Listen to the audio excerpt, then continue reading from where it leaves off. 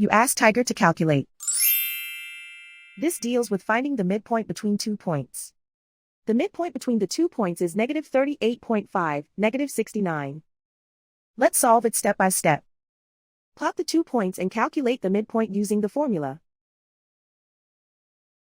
The coordinates of point 1 are, x1 equals negative 27, y1 equals negative 42. The coordinates of point 2 are, x2 equals negative 50, y2 equals negative 96. PM represents the midpoint of the 2 points.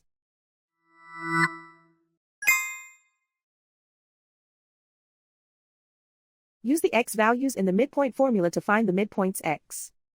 x1 equals negative 27. x2 equals negative 50. Simplify the arithmetic.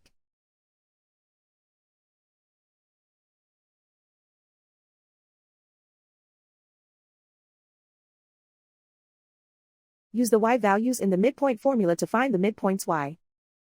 y1 equals negative 42. y2 equals negative 96. Simplify the arithmetic.